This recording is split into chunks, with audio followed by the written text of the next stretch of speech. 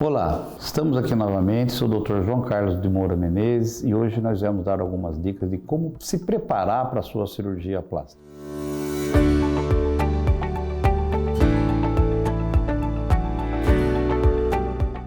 A primeira dica é o financeiro. Você tem que conversar com o médico, ver se o valor que ele te deu está incluso hospitais ou não, para não ter surpresas depois, porque muitas vezes você fala que a cirurgia custa 7, depois você chega no hospital, tem que pagar mais 7 lá no hospital. E daí vem uma decepção e às vezes nem pode fazer isso daí. Então sempre é interessante você conversar com o médico, se esse preço engloba tudo, se é realmente pegando tudo. Tá? Se já tem as malhas, se não tem, drenagem linfática, tem que se preparar para todas essas coisas aí. A segunda coisa seria a consulta, né, propriamente dita, né? Na consulta, eu acho que você que tomou a decisão de fazer uma cirurgia plástica, se possível já vir um pouco preparada, já leu um pouquinho sobre o assunto, porque muitas vezes as pessoas chegam aqui zero e daí a gente vai falar, ela vai engolir o que a gente está falando. De outra maneira, você já vem com algumas perguntas, mas eu vi isso daí, o senhor está falando isso daí, então é interessante que a gente entre em discussão para você entender direitinho pelo que você vai passar. Na consulta, é importante também você estar ciente de que aquilo que você deseja é possível. Porque as técnicas, elas têm limites, porque na verdade nosso corpo é material.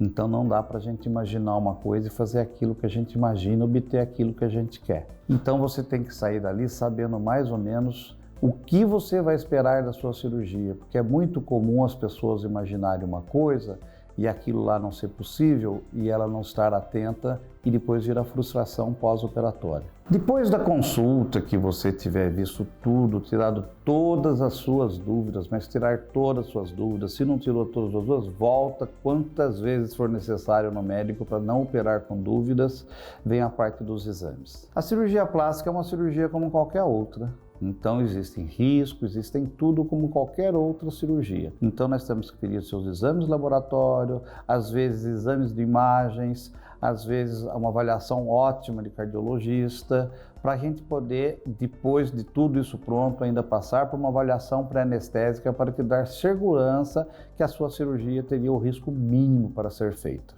E você ficar feliz no final, né? Outra coisa que é muito importante para o seu resultado pós-operatório cirúrgico. Eu costumo dizer que a cirurgia 30% depende de mim, 30% depende do paciente e 40% depende da sua genética, tá? Muita coisa a gente não consegue fazer, mas normalmente são todas satisfatórias desde que você tenha o conhecimento de tudo isso daí. Pós-operatório é uma das coisas mais importantes também para a gente fazer. Se a pessoa puder fazer uma drenagem linfática que diminui a dor, diminui o inchaço, fazer como a gente pede, não, por exemplo, uma mama, não ficar levantando muito o braço no começo, senão você alarga a cicatriz.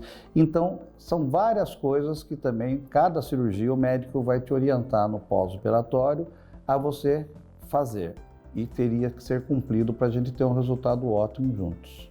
Outra coisa também, que acontece muito, é às vezes pacientes de longe, por exemplo, mora em Maringá e quer operar aqui com a gente e quer vir e ficar aqui um dia e ir embora. Não, cirurgia não é assim. Eu tenho que te acompanhar pelo menos um mês depois da cirurgia. Então, se você mora longe, pense bem nisso daí, porque você vai ter que ter retornos periódicos no primeiro mês. Depois a coisa fica mais tranquila, mas no primeiro mês eu acho que é muito interessante a gente estar acompanhando você de perto. Agora vamos à dica principal, a escolha do seu médico, tá?